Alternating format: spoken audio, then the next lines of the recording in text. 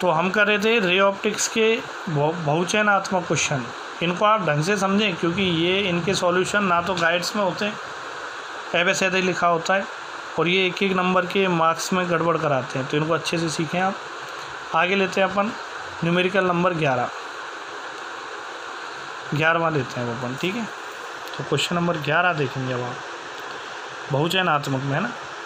किसी समतल दर्पण पर प्रकाश की कोई किरण अभिलंबवत आपतित होती है तो परावर्तन कोण का मान कितना होगा। देखो आप, ये एक समतल दर्पण है, इस पर एक प्रकाश की किरण अभिलंबवत आपतित होती है, ये ऐसे, तो परावर्तित कैसे होगी, यूँ क्यों होगी। तो यहाँ पे आपतन कोण भी 0 डिग्री है और परावर्तन कोण भी 0 डिग्री। क्यों? क्योंकि जब परावर्तन होता है यूँ, आप समझते हो, यूँ होता है परावर्तन, तो कोण कहाँ से नापे जाते हैं, अभिलंब से बनने वाले कोण। आपतित किरण का अभिलंब से कोण, परावर्तित कोण।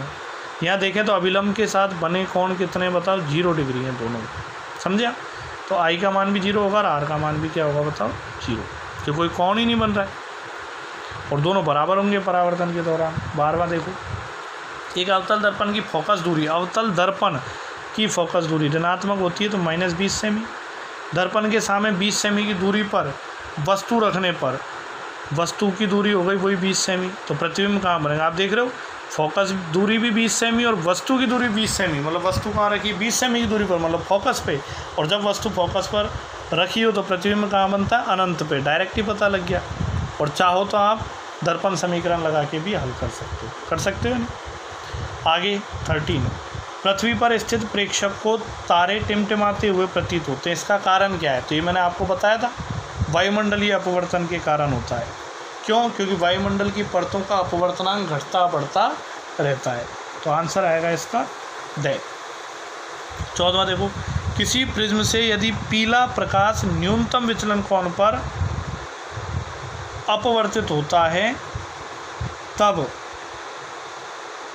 क्या होना चाहिए। पीला प्रकाश न्यूनतम विचलन कोण पर अपवर्तित होता है, ठीक है, तब क्या होना चाहिए। तो इसमें ऑप्शन दिए, आपतन कोण और निर्गमन कोण बराबर है। आपतन कोण, तो इसमें ध्यान से पढ़ो, ये बस ऐसे ही कह रहे हैं, रंग से कोई मतलब नहीं है। किसी प्रिज्म से पीला प्रकाश न्यूनतम विचलन कोण पर, कोई भी रंग का प्रकाश, चाहे पीला हो, चाहे हरा हो, चाहे लाल हो, कोई भी रंग का प्रकाश यदि न्यूनतम विचलन कोण पर आपतित हो रहा है, तो न्यूनतम विचलन कोण पर कब हो सकता है, बताओ। न्यूनतम विचलन कोण की कंडीशन क्या थी, न्यूनतम विचलन कोण की अवस्था में आपतन कोण और निर्गत कोण दोनों बराबर होते हैं। तो यही आंसर आएगा, आपतन कोण और निर्गत कोण बराबर। जहाँ भी न्यूनतम विचलन कोण की शर्त आ जाए वहाँ सीधी सी बात है कि आपतन कोण और विचलन कोण दोनों हमेशा क्या रहेंगे, बराबर, चाहे प्रकाश का रंग कोई भी हो। क्योंकि हमने वहाँ श्वेत प्रकाश किया था, श्वेत प्रकाश में 7 रंग होते हैं, 7 रंगों के लिए यही कंडीशन है। आगे देखो 15वां देखें आप, स्वस्थ नेत्र के लिए स्पष्ट दृष्टि की न्यूनतम दूरी तथा अधिकतम दूरी क्या होती है। तो ये बताया था, स्वस्थ नेत्र के लिए न्यूनतम दूरी 25 सेमी होती है और अधिकतम कितना देख सकता है, अनंत तक, है ना, निकट बिंदु और दूर बिंदु बताया था। 16वां देखो, एक साधारण खगोलीय दूरदर्शी की लंबाई कितनी होती है। एक साधारण खगोलीय दूरदर्शी की लंबाई कितनी होती है। तो ये ऐसा बताया था, दूरदर्शी के लिए 2 लेंस लगे होंगे इस तरीके से, और ये ऐसे, तो यहाँ बीच में एक बिंब बना था, ये अनंत से किरणें आई थी तो ये बिंब फोकस पे बना था इसके, तो ये दूरी क्या हो गई, यहाँ से यहाँ तक की फोकस दूरी अभिदृष्टक लेंस की। और फिर ये दूरी क्या हो गई, बताओ। अगर अंतिम प्रतिबिंब अनंत पर बने तो ये भी FE, तो लेंस दूरदर्शी की जो लंबाई है वो आई थी FO + FE। अब यहाँ पे 2 केस थे, एक तो प्रतिबिंब न्यूनतम दृष्टि परास पर बने तब तो कुछ और था, FO + UE, और अनंत पर बने तो ये, ठीक है। तो यहाँ पे क्या क्वेश्चन में थोड़ी सी कम, ये अनंत पर बने कहते हैं तो ज़्यादा ठीक रहता।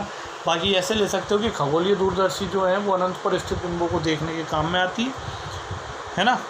तो यहाँ पे वैसे कमी है इस क्वेश्चन में, बाकी आप ये मान सकते हो कि जब अनंत पर प्रतिबिंब बने तब L = FO + FE होगा, मतलब दोनों लेंसों की फोकस दूरियों के योगफल के बराबर। और यदि न्यूनतम दृष्टि परास पर बने तो FO + UE होगा, ठीक है। लेकिन वो वाला ऑप्शन है ही नहीं है FO + UE वाला, तो सही आंसर है 17वां। देखो, वस्तु से बड़े आकार का काल्पनिक प्रतिबिंब बनाया जा सकता है। बड़े आकार का और काल्पनिक, आकार बड़ा हो और काल्पनिक प्रतिबिंब हो। काल्पनिक का मतलब होता है आभासी। तो कैसे बना सकते हैं बड़े आकार का? तो देखो, एक अपन अवतल दर्पण लेते हैं, इससे बनाओ आप। एक वस्तु को यहाँ रख दो, यहाँ P और F के बीच में, ध्रुव और फोकस के बीच में। तो कैसे बनेगा? एक किरण तो ये पोल से जाएगी, ऐसे चली जाएगी, और दूसरी किरण यहाँ से जाएगी, यहाँ से C से, वक्रता के से ऐसे। इधर तो काटेंगी नहीं, पीछे बढ़ाओगे यहाँ, तो यहाँ जाके बनेगा। तो ये प्रतिबिंब बनेगा ऐसा। बोलो बनेगा ही नहीं। तो ये कैसा बना है बताओ? वस्तु से बड़ा, ये जो वस्तु है AB इससे बड़ा बना है, और कैसा है? आभासी या काल्पनिक। ठीक है, ये अवतल दर्पण से बनेगा। क्यों? क्योंकि अगर उत्तल दर्पण की अगर बात करें तो उत्तल दर्पण में क्या होगा बताओ? उत्तल दर्पण में जितने भी प्रतिबिंब बनते हैं वो वस्तु से छोटे ही बनते हैं। इसमें बड़े आकार का पूछा, बोलो पूछा है। लेंस की बात करें, लेंस की, लेंस तो देखो,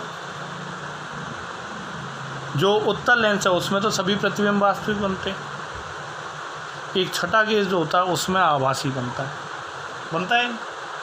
लेकिन और जो अवतल लेंस है उससे तो छोटे ही बनेंगे, है ना। तो अपन उत्तल लेंस से भी बना सकते हैं, लेकिन उत्तल लेंस जो है वो ऑप्शन में नहीं दिया है। उत्तल लेंस से भी बड़े आकार का काल्पनिक प्रतिबिंब बना सकते हैं, लेकिन 6 केस बताए थे, छठे केस में काल्पनिक ही तो बनता है, आभासी और बड़ा, लेकिन वो ऑप्शन में नहीं दिया। तो उत्तल लेंस भी हो सकता है और अवतल दर्पण भी। तो अवतल दर्पण वाला आंसर क्या था? ठीक, समझ आया आपके? 19वां देखो, सॉरी 18वां। संयुक्त सूक्ष्मदर्शी में अंतिम प्रतिबिंब कैसा बनता है? संयुक्त सूक्ष्मदर्शी में अंतिम प्रतिबिंब आभासी और उल्टा। आप देखते हो ना, संयुक्त सूक्ष्मदर्शी ऐसा ही तो बनता है। देखो आप, ये बिंब रखा है, अब प्रतिबिंब यहाँ बनता है ऐसे, तो इसकी तुलना में तो क्या हो गया? उल्टा। और आभासी कैसे हो गया बताओ? कि पहला प्रतिबिंब यहाँ बनेगा, ये तो वास्तविक और उल्टा होगा, और जब इससे अपवर्तन होगा तो जिस तरफ बिंब रखा है उसी तरफ प्रतिबिंब बन गया। तो जिस तरफ बिंब रखा है उसी तरफ प्रतिबिंब बन जाए तो वो कैसा हो जाता है? आभासी। तो वस्तु की तुलना में देखें तो उल्टा है, और कैसा है बताओ? आभासी। आभासी उल्टा है। 19वां देखो, परावर्तक दूरदर्शी में अभिदर्शक के रूप में क्या प्रयोग किया जाता है? परावर्तक दूरदर्शी में परावर्तन हो रहा है। परावर्तन किससे होता है? दर्पण से। तो अवतल दर्पण बताया था, एक बड़े आकार का परवलय आकार अवतल दर्पण काम में लिया जाता है। ये 20वां हो गया, सॉरी 19वां। 20वां देखो, एक खगोलीय दूरदर्शी के अभिदर्शक और अभिनेत्र लेंस की क्षमता 5 डायप्टर और 20 डायप्टर है। अभिदर्शक और अभिनेत्र लेंस की क्षमता 20वां कह रहे हैं। अभिदर्शक की तो है 5 डायप्टर, और अभिनेत्र की PE ये दे रखी है अपन को 20 डायप्टर है। इनमें से प्रतिबिंब अनंत पर बनता है तो दूरदर्शी की आवर्धन क्षमता का फॉर्मूला पता है? अनंत पर जब प्रतिबिंब बने FO/FE। लेकिन ये शक्ति के रूप में दिया है, तो इसको ऐसे लिख दूँ क्या बताओ? 1/FE/1/FO। देखो बात वही है, पलट के जाएगा तो वही बन जाएगा, ये FO/FE। लेकिन ऐसा करने से क्या हो जाएगा? 1/FE को क्या बोल सकते हैं? शक्ति PE, और 1/FO क्या बोल सकते हैं? PO। और PE और PO के मान रख दो तो आपका आंसर आ जाएगा। ये था क्वेश्चन नंबर 20। क्वेश्चन नंबर 21 की बात करें कि उत्तल लेंस की शक्ति होती है, उत्तल लेंस की, तो आपको ध्यान रखना है उत्तल लेंस की फोकस दूरी धनात्मक होती है, तो उत्तल लेंस की शक्ति भी क्या होगी बताओ? धनात्मक होगी। तो उत्तल लेंस की शक्ति धनात्मक होगी। तो इसी के साथ अपन ने रे ऑप्टिक्स के न्यूमेरिकल कंप्लीट कर लिए ना। इसी तरीके से अपन वेव ऑप्टिक्स के न्यूमेरिकल भी कर सकते हैं। तो अगले वीडियो में वेव ऑप्टिक्स के न्यूमेरिकल आएंगे, और साथ में अपने चैप्टर 2 चल रहा है, वो भी कल ख़त्म हो जाएगा, मतलब परसों आपको मिल जाएगा, चैप्टर 2 ख़त्म हो जाएगा। और अब स्पीड थोड़ी बढ़ेगी, क्योंकि अगस्त के महीने में अपन लगभग 5-6 कर देंगे उधर से भी, है ना। 5-6 तक पहुंच जाएंगे, मतलब 3rd और 4th चैप्टर कंप्लीट कर देंगे, 5th वाला भी कर देंगे, है ना। तो वीडियो 2 की जगह 3-3, 4-4 मैं आपको डाल दूँगा, ठीक है जी। Okay friends, thank you.